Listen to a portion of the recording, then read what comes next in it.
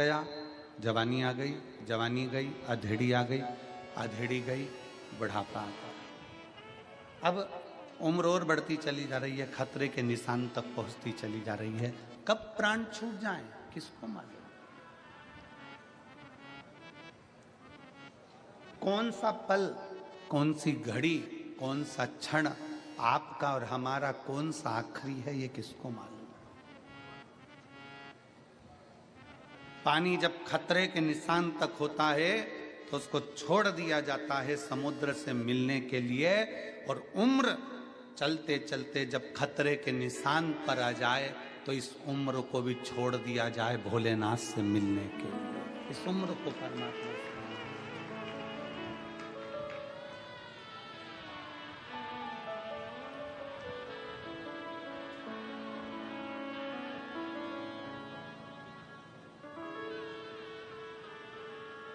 कभी जिंदगी में एक मौका मिले, मेरे काल अधिपति महाकाल राजा के चरणों में बैठो,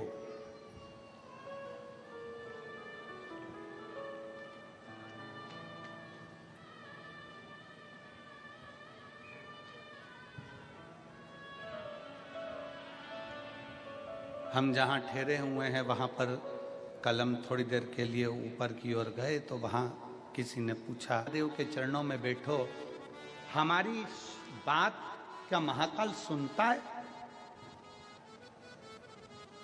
हमारी बात क्या महाकाल बाबा सुनते हैं? हम कहते हैं जब हाथी ने पुकारा, मगर ने पांव पकड़ा तो भगवान को पुकारा तो भगवान आया कि नहीं आया। एक चींटी के पांव में भी अगर पायल बांध दी जाए और पायल बजे चींटी के पांव की तो वो पायल का शब्द भी सुन लेता है। एक इल्ली भी अगर तड़पती है तो उसका भी शब्द मेरा काल अधिपति महाकाल सुन लेता है।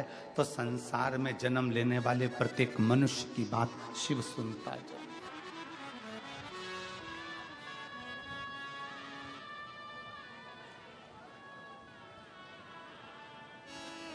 सुनता है। हम हिंदी बोलते हैं, वो हिंदी में सुनता है। आप मराठी बोलते हो, वो मराठी में सुनता है। तुम्हारे बाजू वाले गुजराती बोलते हैं, वो गुजराती में सुनता है।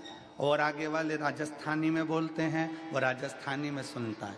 कोई तमिल में बोलता है, कोई कन्नड़ में बोलता है, कोई केरला में बोलता है, वो सब भाषाएं सुनता है। सब भाषा।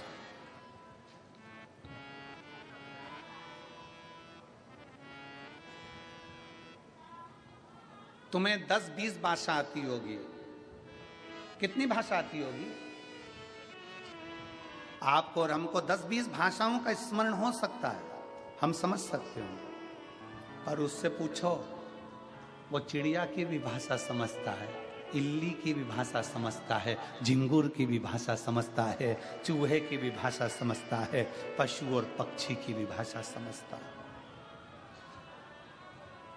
दर्द केवल मनुष्य को ही नहीं, शिव पुराण की कथा कहती है, दर्द इस मृत्यु लोक में चाहे जलचर हो, थलचर हो, वायुचर हो, कोई भी जीव हो, दर्द उसको भी होता है।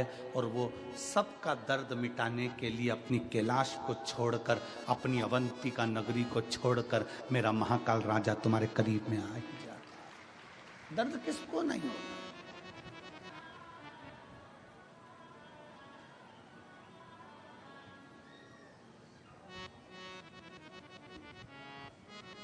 एक भरोसा, एक दृढ़ता, एक विश्वास।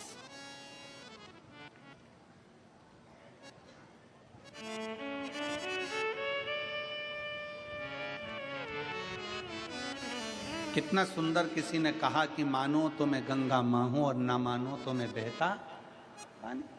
अगर मान रहे हो तो मैं गंगा जी हूं, नहीं मानोगे तो बहता पानी।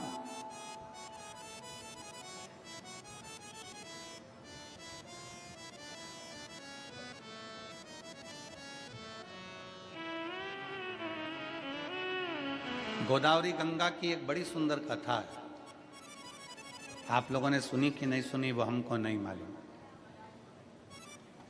माँ गोदावरी गंगा की बड़ी सुंदर कथा है। अंतरिषि अपने कामद वन में बैठे हुए थे।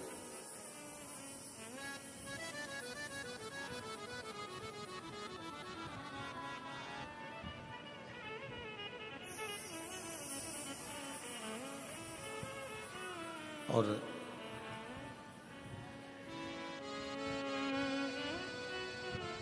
तप में लीन थे। आज उन्हें माता अनसुईया जी से कह दिया था, अनसुईया 54 वर्ष का तप करने के लिए बैठ रहा हूं और तू मुझे जगाना मत। 54 वर्ष का मैं तप करूंगा, 54 ईयर्स का। 54 वर्ष का मैं तप करूंगा, तू मुझे जगाना मत, मेरे को तप करने देगा। मुझे तप में बैठना है और मुझे तप करना है। 54 वर्ष तक तू मुझे जगाना मत। कामद वन में आंत्री और अनसुईया निवास कर रहे हैं और आंत ऋषि तप में लीन हो जाते हैं, तप में डूब जाते हैं।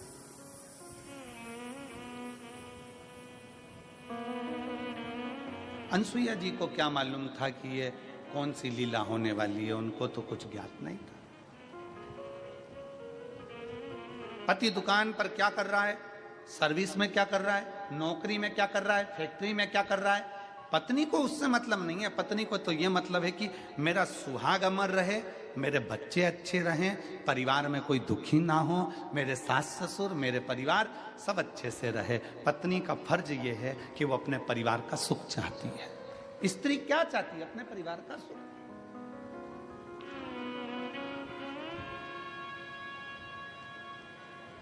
और कोई कोई पति आकर कह भी देते हैं हमसे, हमारी पत्नी ऐसी है गुरुजी कि वो हार बनवाने का कहती है, कोई कहती है कि मुझे साड़ी दिलाओ, कोई कहती है मुझे मंगलसूत्र दिलाओ, कोई कहती है मुझे चूड़ा दिला, कोई कहती है मुझे ये दिला। तो हम उन पतियों से कह देते हैं, दिला दो ना, दिलाने में तुम्हें क्या टेंशन है, दिला दो। अरे गुरुजी अगर अभी दिलाएंगे तो और डिमांड करेगी। अभी हमने हार दिला दिया, फिर कहेगी कड़ा दिलाओ, कड़ा दिला दिया तो कहेगी ये दिलाओ, फिर कहेगी वो दिलाओ, डिमांड बढ़ती चली जाएगी। हमने कहा बढ़ने दो ना, अच्छा है, डिमांड बढ़ना चाहिए, तुम तो दिला दो। अरे गुरुजी तुम हमारी पत्नी का पक्ष ले रहे हो, तुम्हें तो हमारा पक्ष लेना चाहिए। हमने कहा ईमानदारी से बोल, अगर तू 25-50 1 आध लाख की रकम अपनी पत्नी को दिला देगा तो ईमानदारी से बोलना, पत्नी वो रकम लेकर क्या ऊपर जाएगी? पत्नी वो रकम तेरे ही बुरे वक्त में काम आने के लिए निकाल कर दे दे। पत्नी रकम लेकर ऊपर जाएगी। अगर वो अंगूठी मांग रही है, अगर वो मंगलसूत्र मांग रही है, अगर वो चूड़ा मांग रही है, थोड़ा सा उसने विनय करा है, दे दो। अरे पति कहता है अगली बार फिर डिमांड करेगी, अरे करने दो ना। पड़ोसी से थोड़ी ना मांग रही है, तुमसे मांग रही है। और जो अपना होता है, जो अपना प्रिय होता है, मांगा भी उसी से जाता है।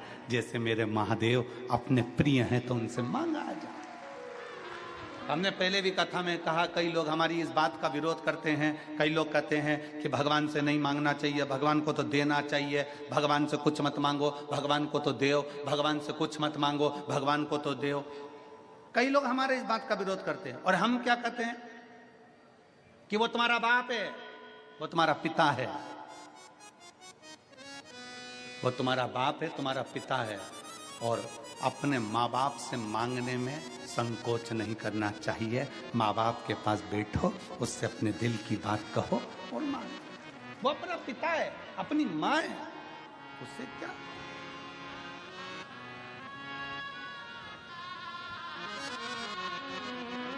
हम दूसरे से तो नहीं मांग रहे, हम दूसरे के दरवाजे पर तो नहीं जा रहे, हम दूसरे की चौखट पर तो नहीं जा रहे। और फिर निवेदन है, कोई तुमसे कह दे कि वहां चले जाओ, वहां से ये मिल जाएगा, वहां चले जाओ, वहां से ये मिल जाएगा, वहां चले जाओ, वहां से ये मिल जाएगा। नहीं नहीं नहीं, हमें अपने शिव को छोड़कर हम कहीं नहीं जा सकते। हमारा भरोसा हमारा शंकर है।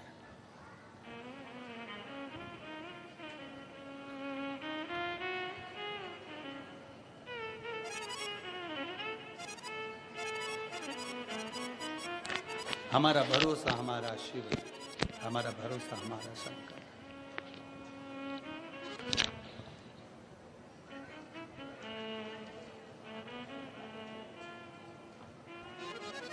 और जब हमारा भरोसा हमारा शिव हो जाए तो वो लीला रचता है। स्त्री के पास में अगर कोई सामान रखा हुआ है, कोई साड़ी अच्छी मिल गई है, मेरी जीजियों पर विश्वास तो करो। ये मेरी इतनी सारी बहनें बैठी हैं ना, ओ मेरे जीजाओं, इन पर जरा भरोसा कर कर देखना। मायके से भी अगर अच्छी साड़ी मिल जाती है ना, तो ये मेरी बहनें पहनती नहीं है, पेटी में रख देती है। मेरी बेटी बड़ी होगी, उसकी शादी होगी तो उसके दहेज में दे दूंगी।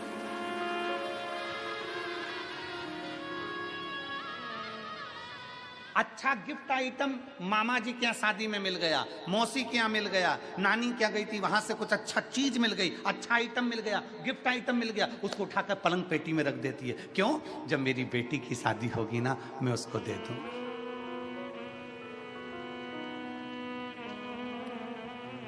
थोड़ा सा अच्छा सामान मिल गया ना, मेरी ये जीजियां उठाकर संभाल के रख देती हैं। मेरी बहू आएगी ना, उसको दे दूंगी।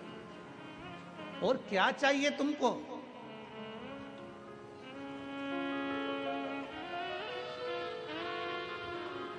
लोग कहते हैं इन्होंने बहुत ज्यादा त्याग करा, ये संत बन गए। कोई कहता है इन्होंने बहुत ज्यादा त्याग करा, ये त्यागी बन गए। कोई ने कहा इन्होंने बहुत सारा त्याग करा, ये सन्यासी बन गए। कोई ने कहा इन्होंने बहुत तप करा, ये तपस्वी बन गए।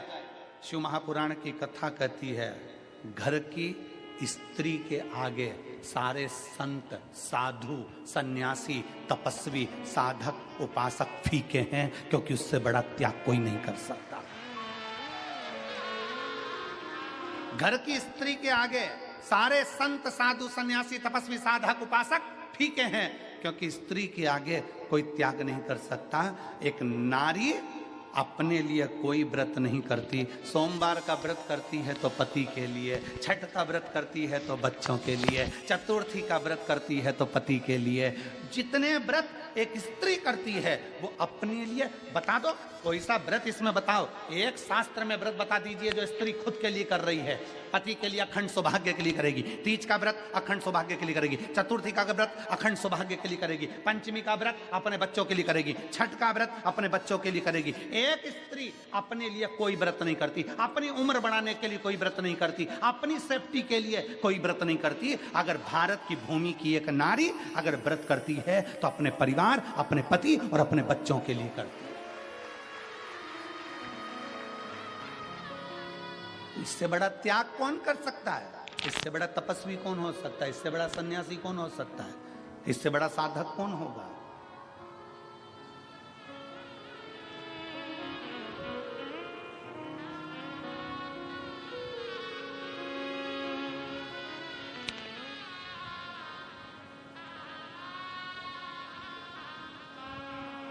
कल हमारे पास में सूचना आई, गुरुजी बांग्लादेश में हिंदुओं पर बहुत अत्याचार हो रहा है। आप कुछ नहीं कहोगे?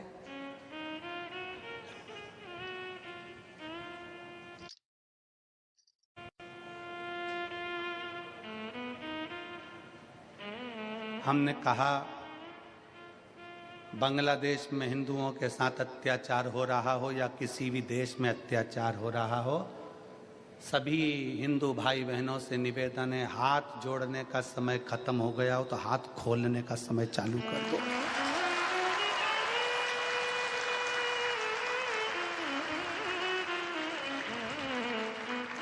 गया समय। बांग्लादेश में जितने हिंदू रहते हैं, अब हाथ जोड़ना बंद करो, हाथ खोलना चालू करो।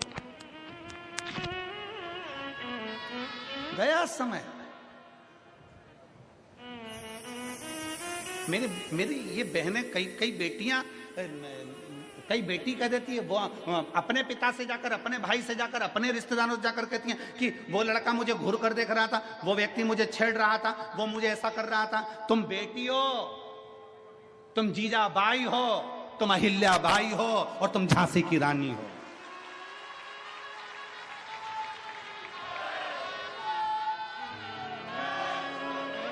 तुम अकेली हो क्या? अकेली एक स्त्री, एक बेटी अपने पिता से जाकर कहे कि वो लड़का मुझे छेड़ रहा था, कोई जाकर कहे कि अपने भाई से वो लड़का मुझे छेड़ रहा था। अरे तुम जीजा बाई बन जाओ, अरे तुम झांसी की रानी बन जाओ, तुम अहिल्या बाई बन जाओ। किसी की हिम्मत नहीं कि कहीं का माई का लाल तुम्हें आंख उठाकर देख ले। मेरी बेटियों, माला भी साथ रखो और भाला भी साथ रखो, कभी भी कुछ भी काम आ सकता है, कभी भी कुछ भी काम आ सकता है। कब तक डरोगे, कब तक झेपोगे? अपनी जिंदगी को मस्त होकर जियो, हलमस्त होकर। जीवन की आनंदता है, जीवन की